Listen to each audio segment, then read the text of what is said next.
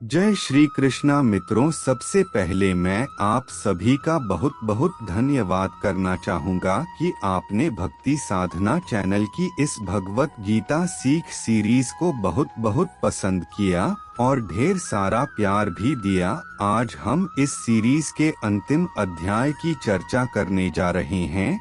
मित्रों, स्वागत है आपका भक्ति साधना चैनल पर, जहां मिलते हैं आपको ज्ञानवर्धक, आध्यात्मिक और प्रेरणादायक वीडियोस। आप सुन रहे हैं श्रीमद् भगवत गीता की एक शानदार सीरीज जिसका नाम है भगवत गीता की सीख।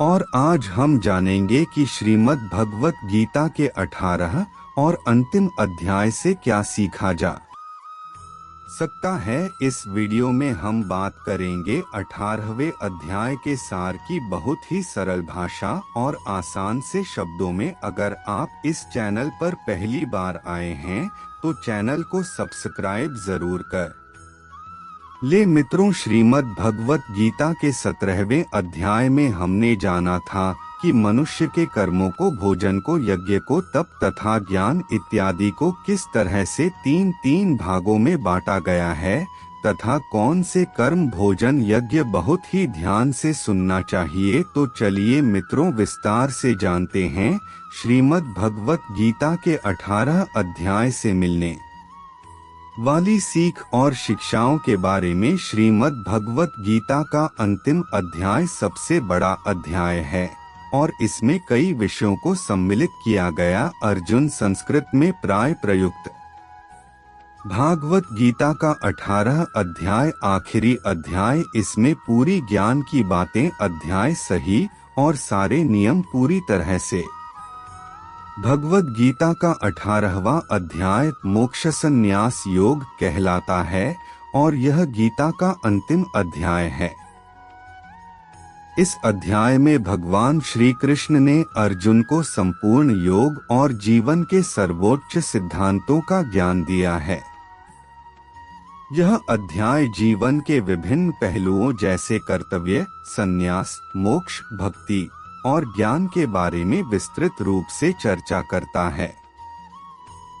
मुख्य बिंदु निम्नलिखित हैं।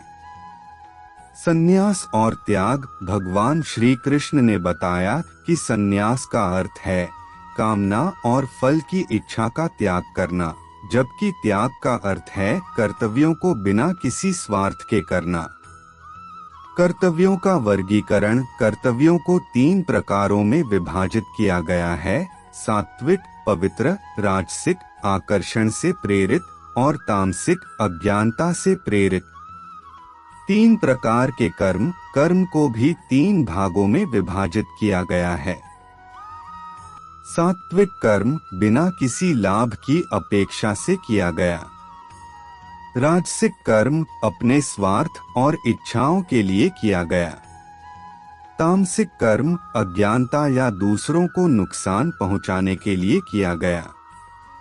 जीवन के 4 वर्ण। श्री कृष्ण ने 4 वर्णों का वर्णन किया है: ब्राह्मण, क्षत्रिय, वैश्य और शूद्र, जो कि व्यक्ति के गुण और कर्म के आधार पर होते हैं, न कि जन्म के आधार पर। मोक्ष। भगवान श्री कृष्ण ने अर्जुन को सलाह दी कि वह अपने सभी कर्तव्यों को उनके प्रति समर्पित कर दें, क्योंकि वह परमेश्वर हैं और मोक्ष, मुक्ति का अंतिम लक्ष्य है।